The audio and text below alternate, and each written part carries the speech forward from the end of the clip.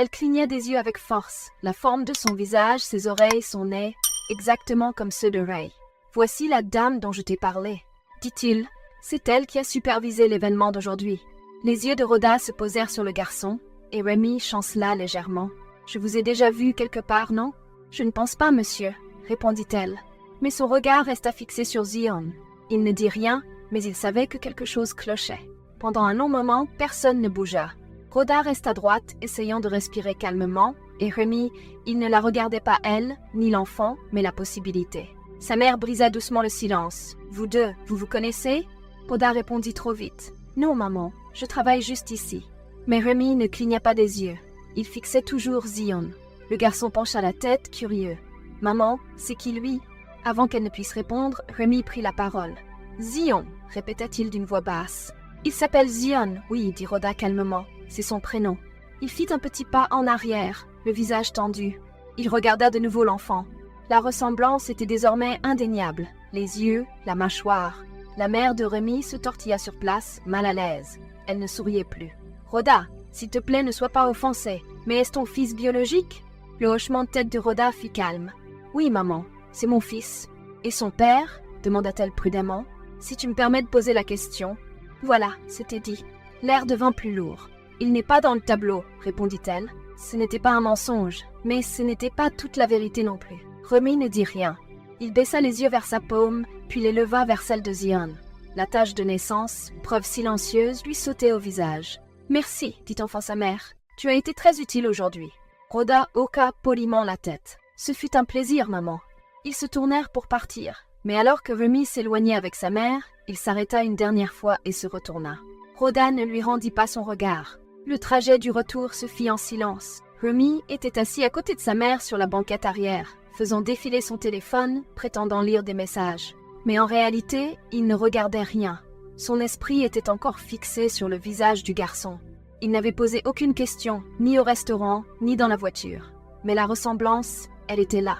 Trop évidente, trop précise. Il ne dit rien à sa mère. Il n'en avait pas besoin, et elle ne le poussa pas. Elle le regarda à quelques reprises, mais garda ses pensées pour elle. Elle le connaissait, il avait toujours tout intériorisé.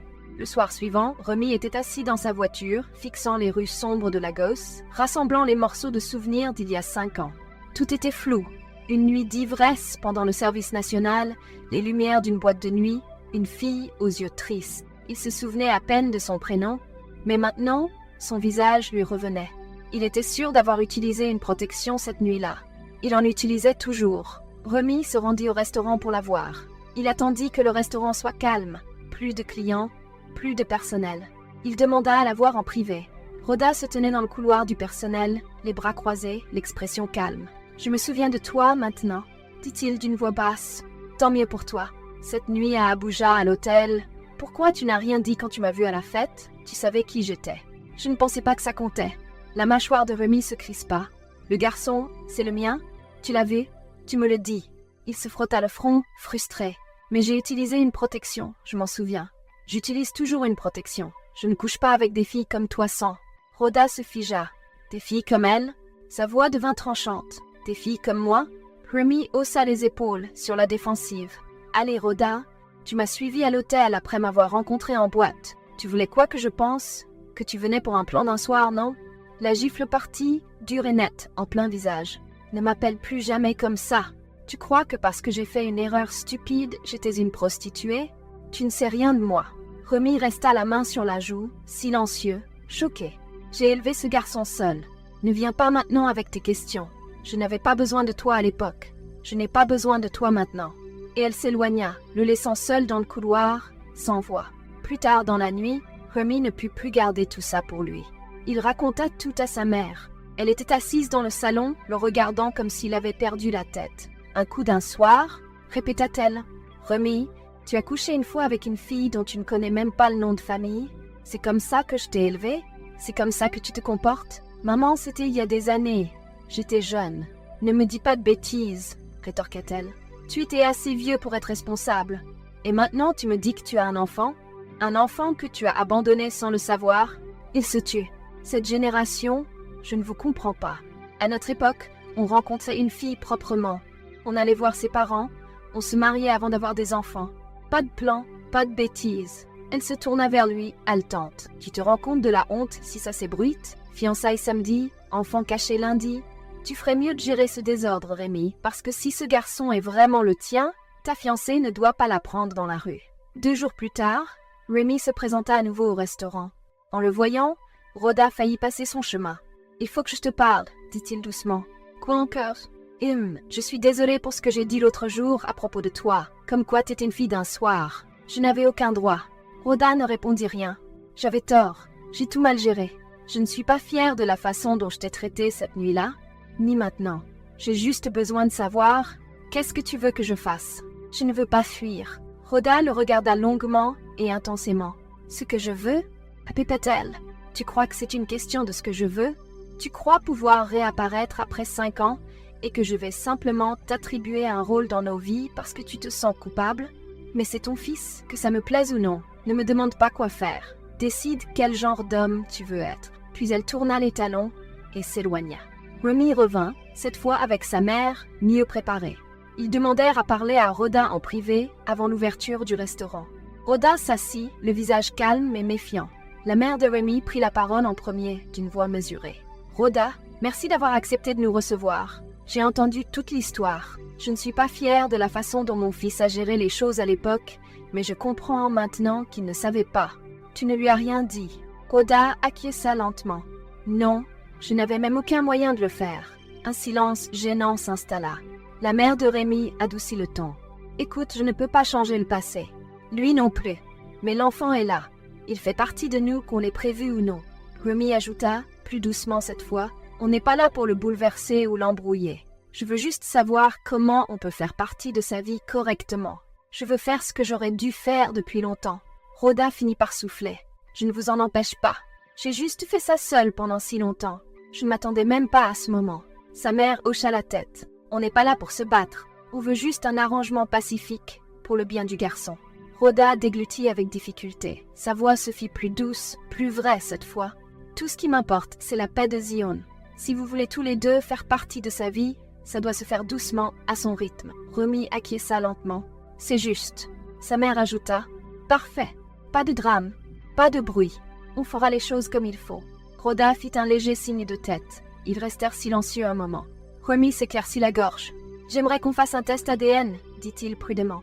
Rhoda leva un sourcil.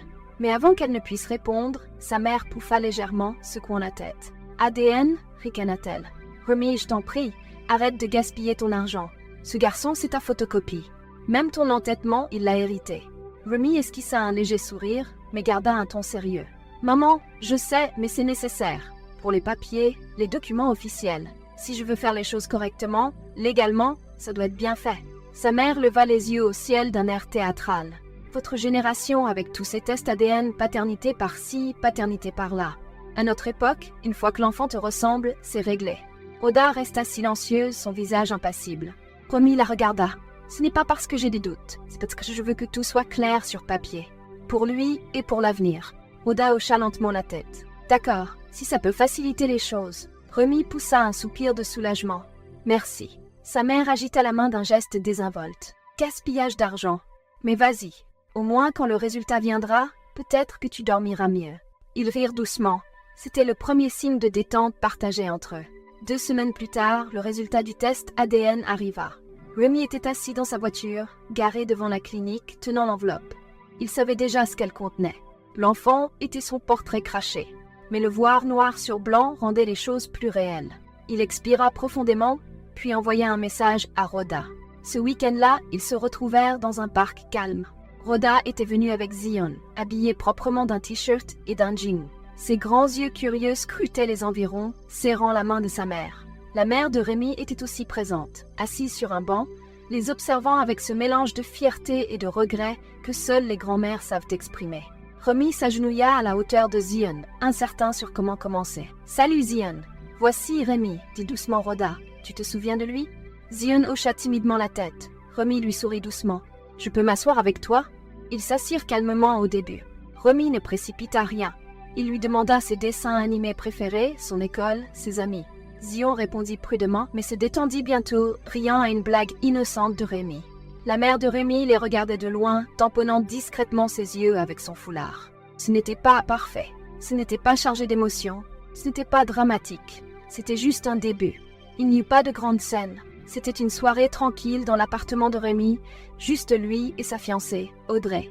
Elle consultait les détails du mariage sur sa tablette lorsqu'elle remarqua que l'homme qu'elle s'apprêtait à épouser était ailleurs. Trop ailleurs. « Rémi ?» demanda-t-elle d'un ton décontracté. « Qu'est-ce qu'il y a ?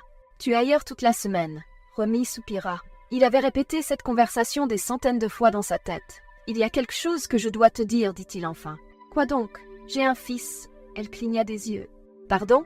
Rémi avala difficilement. « Avant toi. Une erreur il y a des années. Je ne savais pas. Je l'ai appris récemment. » Audrey posa lentement la tablette. Son visage resta calme, mais ses yeux se durcirent. « Il a quel âge ? » 5 ans. Et tu comptais me le dire quand ? Après le mariage ? Ou après notre premier enfant ? Je ne savais pas comment te le dire. Je viens tout juste de confirmer les choses. Je ne voulais pas te prendre au dépourvu. Elle se leva tranquillement, commença à faire les 100 pas. Donc il y a un enfant. Et une mère, dit-elle d'une voix posée mais acérée. Et maintenant quoi, Rémi ? Tu veux que je fasse semblant que ça n'existe pas ? Que je vais épouser un homme vierge de tout ? Rémi ouvrit la bouche, mais aucun son n'en sortit. J'ai besoin de réfléchir. Et sur ces mots, elle quitta l'appartement. Quelques jours plus tard, Rémi rencontra Audrey chez elle. Il était venu préparé à expliquer, à supplier, à clarifier. Mais elle avait déjà pris sa décision. Elle l'écouta calmement pendant qu'il parlait. Le test ADN, l'enfant, la position de Rhoda, l'absence de romance, le simple coparentage. Lorsqu'il eut fini, elle poussa un long soupir. « Rémi, je t'entends. Et je te respecte pour avoir assumé ta responsabilité, » dit-elle calmement. « Mais c'est là que je trace la ligne. Bébé, s'il te plaît, ce n'est pas ce que tu crois. Ce n'est pas une de ces situations où l'homme retourne chez la mère de son enfant. Je ne suis pas ce genre d'homme. » Elle sourit presque tristement. « Peut-être que tu ne l'es pas, mais je l'ai vu trop souvent. Tôt ou tard, les choses se brouillent. Les moments passés avec l'enfant deviennent des blagues privées, les anniversaires deviennent des voyages familiaux, et ta coparente finit par devenir ta seconde épouse déguisée. » Rémi secoua la tête. « Ce n'est pas moi. » Elle leva la main pour l'interrompre. « Je ne suis pas faite pour ça, Rémi. Je veux un homme qui est entièrement à moi, pas un homme que je dois partager avec son fils, et une femme qui sera toujours dans le tableau. » Elle prit la bague de fiançailles posée sur la table et la lui tendit. « Ce n'est pas une question de pardon, c'est une question de limite. Et voici la mienne. Je ne peux pas épouser un homme avec un enfant à l'extérieur. Peu importe à quel point je t'aime. » Son ton était calme, décisif. Il n'y avait ni colère ni cri, juste une femme choisissant sa paix. Rémi resta debout en silence, acceptant le poids de ses mots. Et ce fut tout. Elle l'accompagna jusqu'à la porte, la referma doucement derrière lui, sans se retourner. Ce soir-là, Rémi rentra dans un appartement vide. Plus de fiancés, plus de préparatifs de mariage, plus de vie parfaitement planifiée. Il s'assit dans son salon, regardant une photo d'école de Zion sur son téléphone. Pour la première fois, il ne se vit pas comme un homme Ken qui avait tout perdu, mais comme un père qui avait quelque chose de précieux à protéger. Ce n'était pas la vie qu'il avait prévue, mais c'était la sienne. Et cette fois, il allait être présent. Rémi devint une figure constante dans la vie de Zion. Trajet scolaire, réunion de parents, sortie le week-end. Il était toujours là, pas envahissant, pas imposant, mais présent, stable. Parfois, lui et Rhoda restaient assis maladroitement lors des événements scolaires. Ils parlaient peu, mais la tension s'estompait peu à peu. Un après-midi, il lui tendit une enveloppe scellée. « Qu'est-ce que c'est ?» demanda-t-elle prudemment. « Quelques dollars. Assez pour lancer le commerce que tu veux. Tu as assez galéré seule. » Elle secoua la tête fermement. « Je ne veux pas de ton argent, Rémi. Je ne suis pas là pour des aumônes. Je sais, mais ce n'est pas de la charité. C'est ce que j'aurais dû faire il y a 5 ans. » Elle hésita, mais il plaça l'enveloppe dans sa main malgré tout. « Prends-le, Rhoda. Pour Zion. Pour toi. Je ne demande rien en retour. » Cette fois, elle ne discuta pas. Rémi était assis sur le canapé, faisant défiler son téléphone, mais sa mère n'était pas de cet avis. Elle était assise en face de lui, les bras croisés, les yeux lui transperçant l'âme. « Rémi, laisse-moi te poser une question, » commença-t-elle, la voix tranchante. « Quel est exactement ton plan avec cette fille ? C'est la mère de ton enfant. Pourquoi ne pas la fréquenter sérieusement et voir si ça marche ? Après tout, ta fiancée t'a quitté à cause de tout ça. Abby, qu'est-ce que tu attends ? » Rémi secoua immédiatement la tête. « Maman, non. On élève l'enfant ensemble, c'est tout. Je ne peux pas sortir avec une fille comme elle. » La bouche de sa mère s'ouvrit grande. « Une fille comme elle ? Donc elle est juste bonne pour une nuit, pour une chambre d'hôtel, mais pas assez bien pour être ta femme? Bravo, Rémi. Maman, tu ne comprends pas? Elle le coupa sèchement. Non, c'est toi qui ne comprends pas. Elle a porté ton enfant seule pendant 5 ans. Si c'était une mauvaise fille, aurais-tu même un enfant aujourd'hui? Tu penses qu'elle ne l'aurait pas déjà abandonné quelque part? Cette fille est une bonne fille. Et laisse-moi te dire, aucune femme saine d'esprit ne voudra épouser un homme qui traîne un petit garçon avec lui. Tu crois que les femmes, aujourd'hui, sont si patientes? Elles feront semblant d'aimer Zion, mais tu verras bien plus tard. Elle le pointa du doigt. Et pendant ce temps, celle qui te comprend, toi et Zion, est juste là sous ton nez. Ou bien elle sort déjà avec quelqu'un d'autre maintenant. C'est ça que tu veux pour ton fils, qui commence à appeler un autre homme papa? Rémi ne dit rien. Tu crois tout savoir de la vie? J'ai vécu plus longtemps que toi. J'ai vu plus que toi. Tu ferais mieux de m'écouter, Rémi. Tu ferais mieux de penser à long terme avant de regretter. Ne laisse pas ta fierté bloquer ton bon sens. Rémi resta là, en colère mais sans voix, car aussi dur que c'était à admettre, elle avait touché un point sensible qu'il n'était pas prêt à affronter. Pendant des jours, les paroles de sa mère pesèrent sur lui.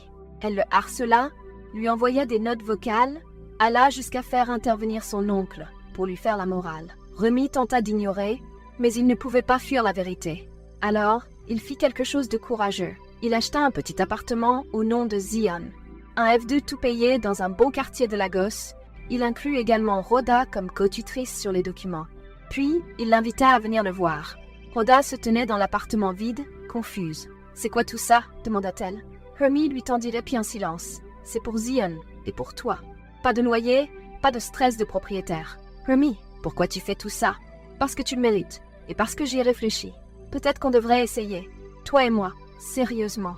Essayer quoi? Nous, dit-il en ravalant sa fierté. Sortir ensemble. Voir où ça nous mène. » Rhoda croisa les bras.